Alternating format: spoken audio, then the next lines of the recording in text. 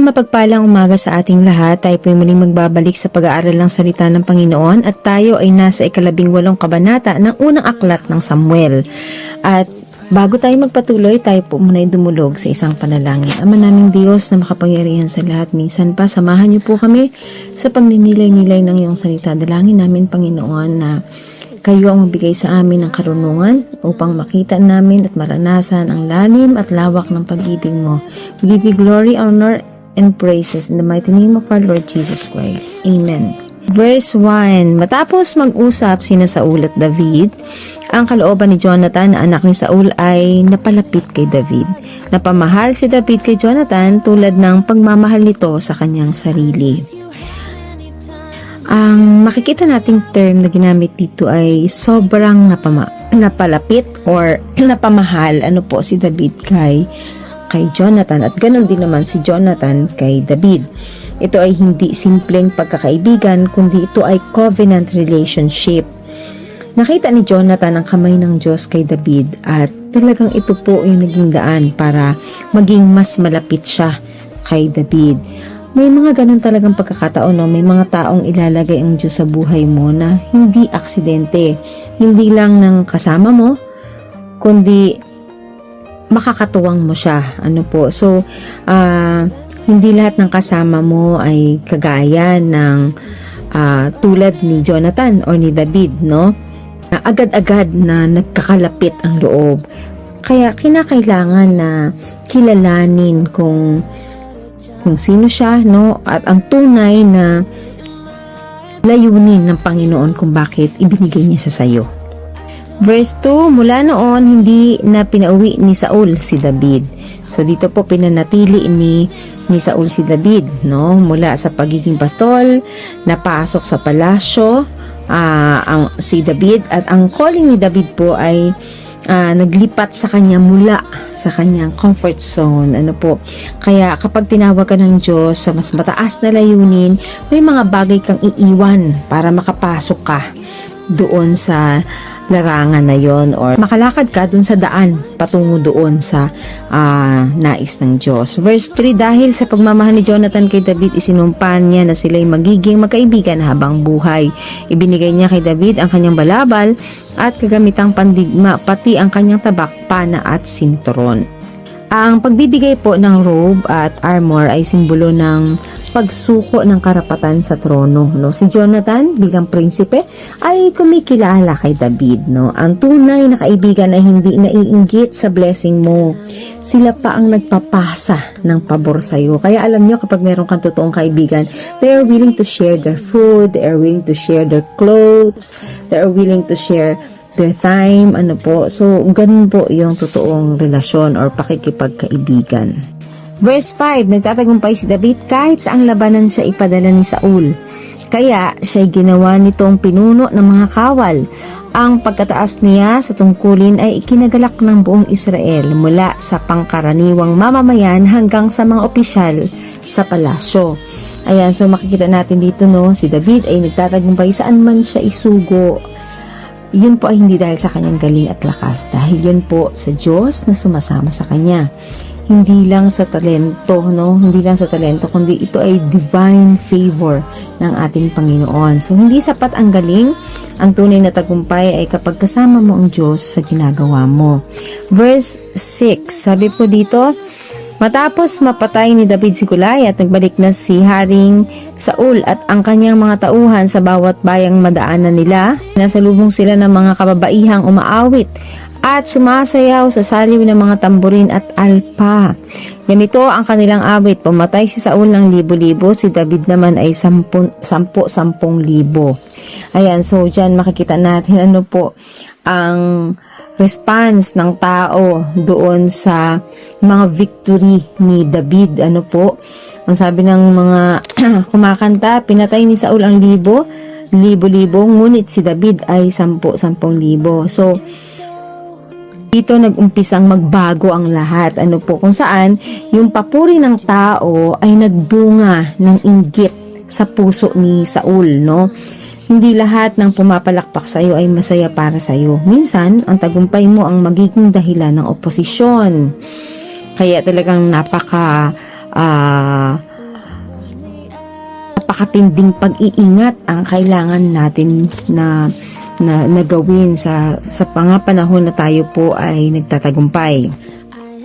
Verse 8, hindi nagustuhan ni Saul ang sinasabi sa awit, labis niya itong ikinagalit at sinabi niya, kung sinasabi nilang 10,000 ang pinatay ni David at ako'y libo-libo lang, kulang na lamang na siya'y kilalanin nilang hari. At mula noon ay naging masama ang kanyang pagtingin kay David. Ayan, so syempre nagalit si Saul.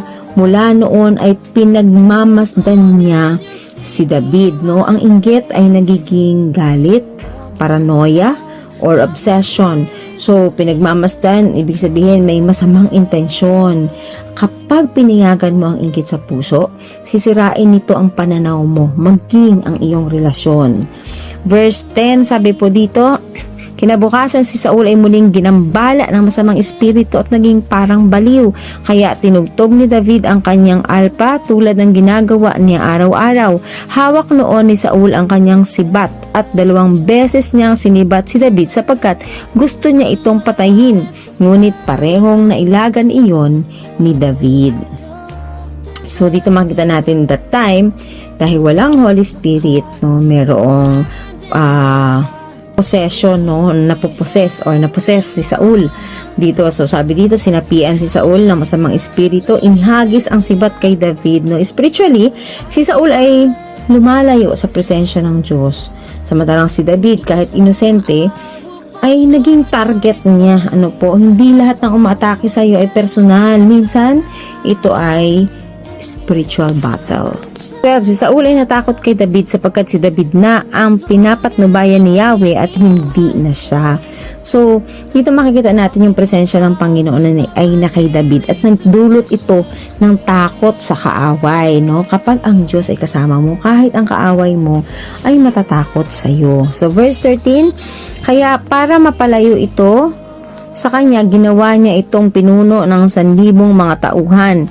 At anuman ang kanyang gawin ay nagtatagumpay siya sapagkat pinapatnubayan siya ni Yahweh.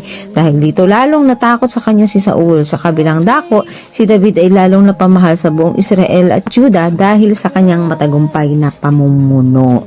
So, diba dahil nga dun sa nararamdaman ni Saul, nagdulot ito ng separation sa kanila ni David. So, lalo lang siyang naging, samantalang si David naman ay lalong naging matagumpay, no?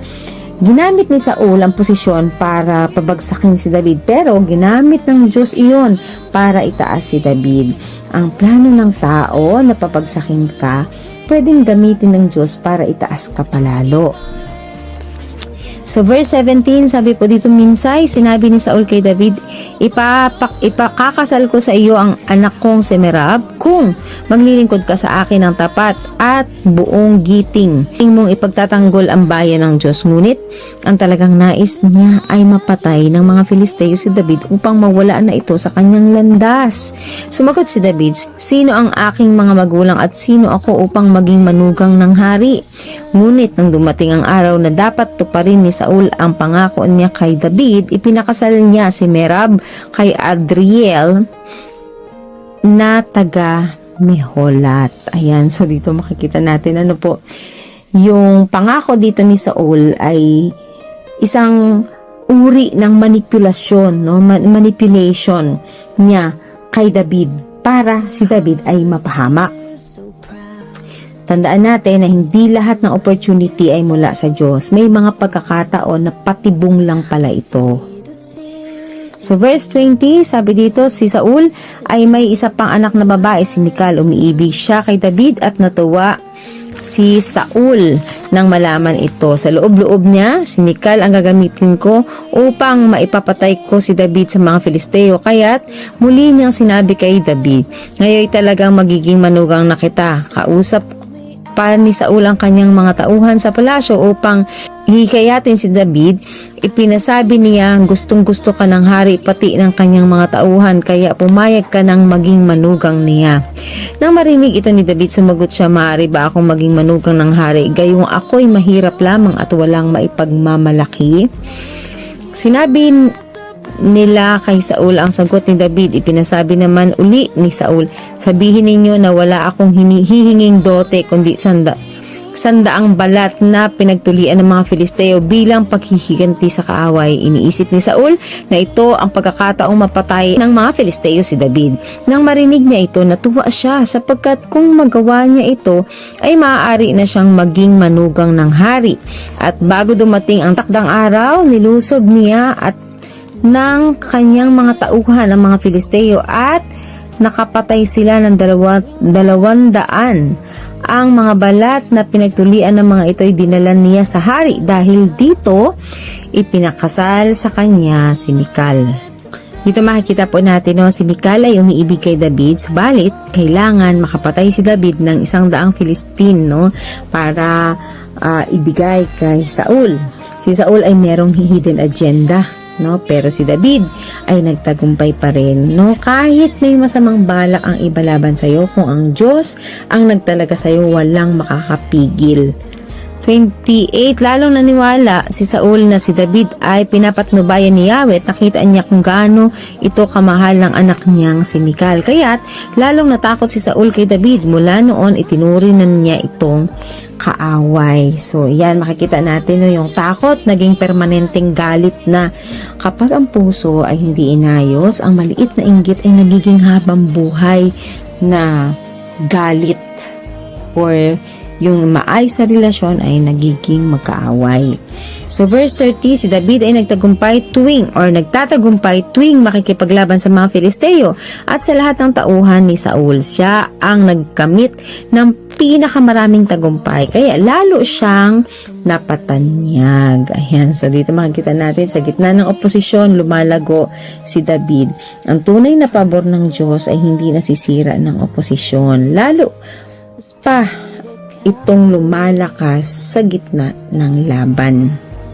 Kaya makita po natin dito sa Kabanata 18 ang tatlong magigiting na karakter o tauhan. Una, si Jonathan na tumutulong sa para maisakatuparan ng plano ng Diyos kay David. Samantalang si Saul naman ay naiinggit sa calling ni David, at si David na nanatiling tapat sa gitna ng laban.